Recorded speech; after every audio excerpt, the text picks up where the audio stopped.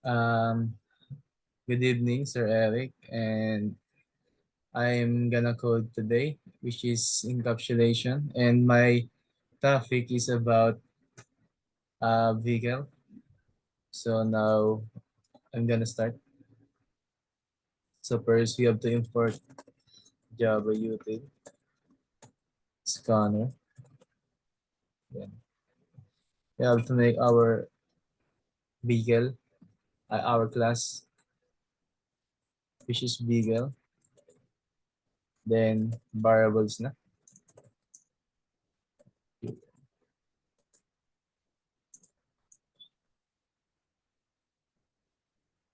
Then sunod naman is since meron na tayo ng two private instance variable, fuel and distance, gagawa naman tayo ng vehicle class. Ito yung constructor. Then, gagamitin natin yung variable natin, fuel tsaka distance.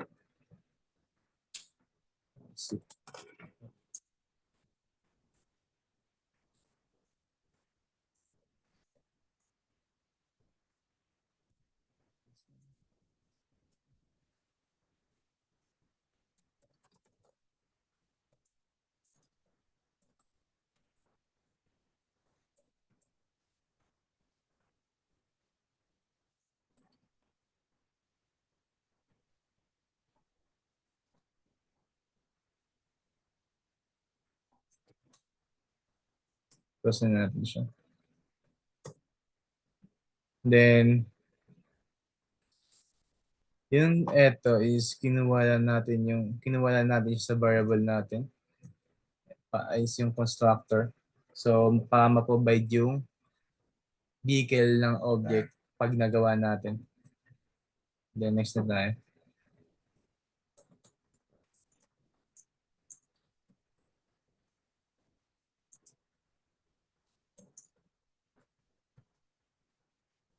So, ang purpose ng letter natin is gumagawa lang siya binabalik niya lang yung variable ng fuel. Then, since may gumawa na tayo ng getters para sa fuel, so inaayaw na nito yung other parts ng program para ma-access and ma-modify yung variable. So, copy natin siya.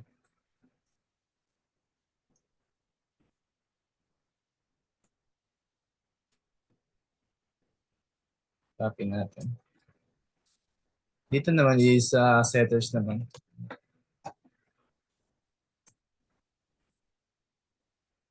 So, ang pinagkaiba nito is meron tayong parameters sa setters. Imbis sa getters is wala siyang parameters, hindi na need. And mag-iiba din yung return value niya. So, kunin na natin yung variable na fuel. Then, papalit natin yung return. So, magiging this fuel equal fuel to. Kaya, ayan, parang ganito lang. Then, kakapin na natin siya.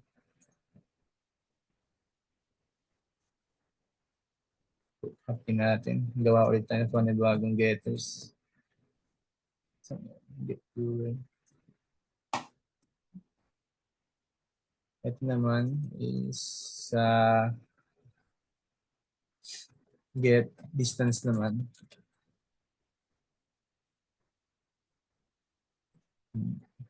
So, same explanation lang din para makuha yung distance, ay yung variable ng distance. Then, panibago ulit.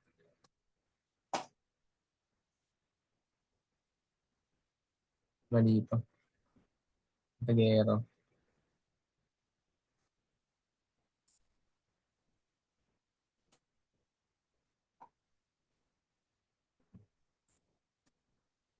Sige ba tapos?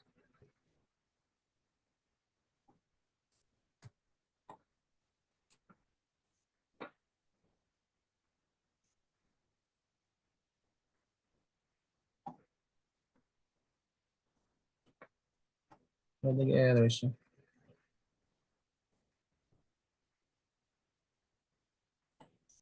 Basta ayos na natin mamaya. So, ano na tayo? Copy na natin to. Public. Ito naman, para gawa na tayo ng setters para sa distance. May distance na tayo ng getters. Wala pa. So, get distance. Kuha tayo ng getters for distance. Then, ito natin yung fuel. I mean yung distance. Get distance. Tanggalin natin yung parameters na. Okay siya. Tapos nag-log. Kunin natin to.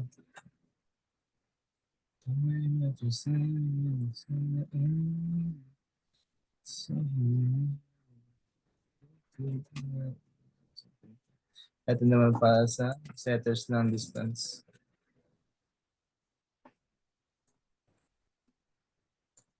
Copy. Para mapadali na lang. Then, gawa na tayo ng method. Itong method na to is para ma-calculate yung fuel consumption. Para mabigyan ng track. Matrack yung mga yung na-consume na fuel. So, gagamit tayo ng if.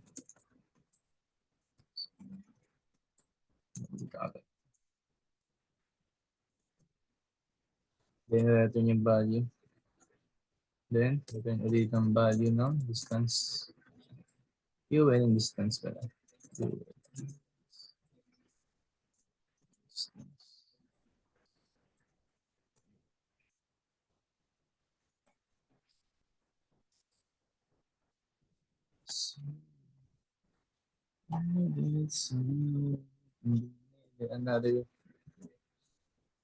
Another ano tayo. By another method.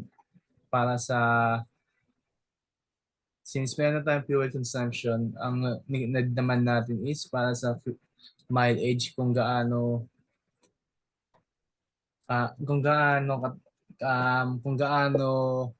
kalayo yung tinakbo ng vehicle.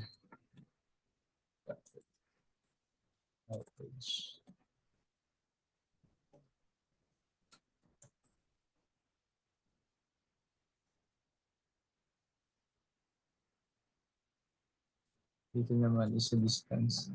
Baliktad. Then, wala siya.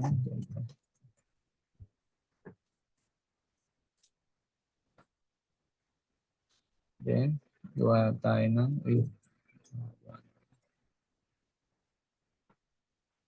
then, natin yung object. Pero mag-import muna tayo ng scanner.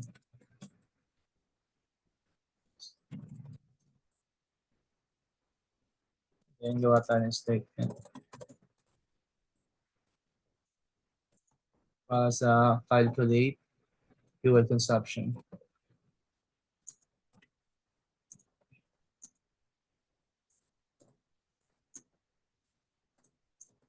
Ito naman is para sa liters, para hindi magulan yung user.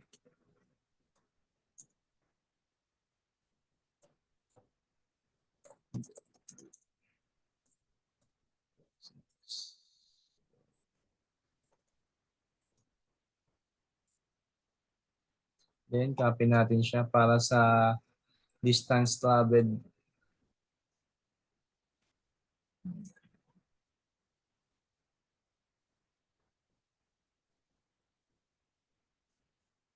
Oh, sadya.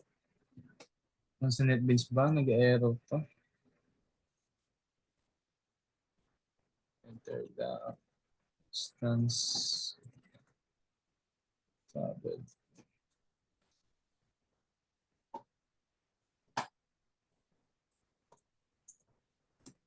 Kilometers. Siyempre, sasakyan.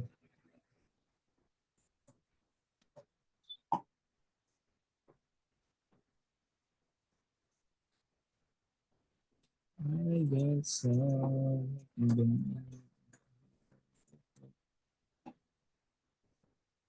ito naman, na magpuunin na natin yung object.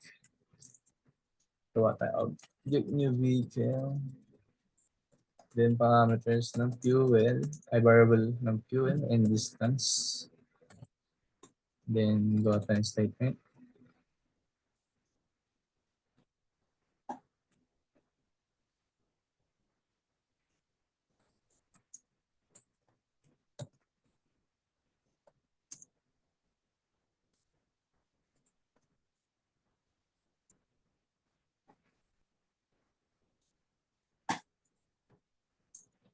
Vehicle fuel consumption.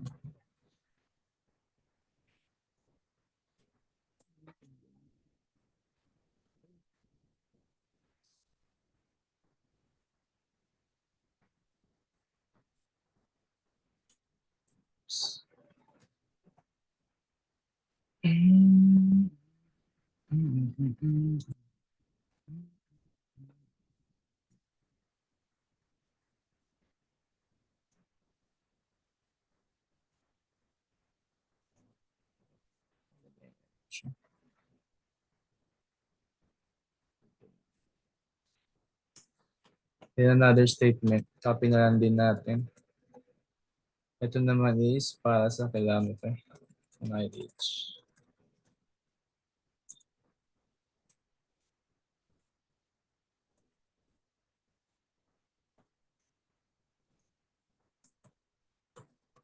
Kunin na lang natin.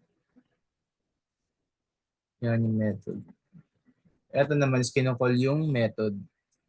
Since gumawa na tayo ng object, then call natin siya.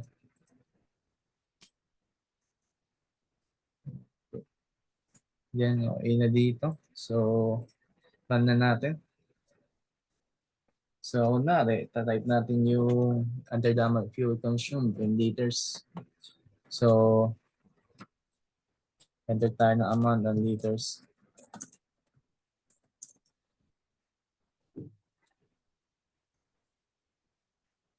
So, kunwari, 178. Then, distance traveled, 100. So, ayan, ayan, ito na yung lalabas na yung nakalculate niyang fuel consumed, then travel na distance. So, ito yung mileage in kilometer. Then, na-consume na fuel by liter over 100 kilometer. So, ito. Then, ito yung mileage. Then, explain ko lang yung program. So, ang program ko is about sa vehicle. Then, is dinesign to para makalculate and ma-display yung highlight ko lang. Yan. Ma-display yung two key metrics sa vehicle. And in every common vehicle naman, kahit in real life, is meron silang gantong system. Yung makikita nyo sa harapan ng manibela, may nakalagay doon. Meron siyang mileage din consumption. Maliit lang yun sa gilid. So, eto nga, yung program ko is design siya para makalculate and ma-display yung mga two key metrics sa vehicle. And may user input din siya. Fuel consumption. Ito yung how many liters ng fuel na ginagamit per 100 kilometers. Ito. Saan na yung sinet ko? Yan, per 100 kilometers. Then sa mileage naman is ilang kilometer yung vehicle na pwede matravel base sa liter of fuel. And done. Thank you po.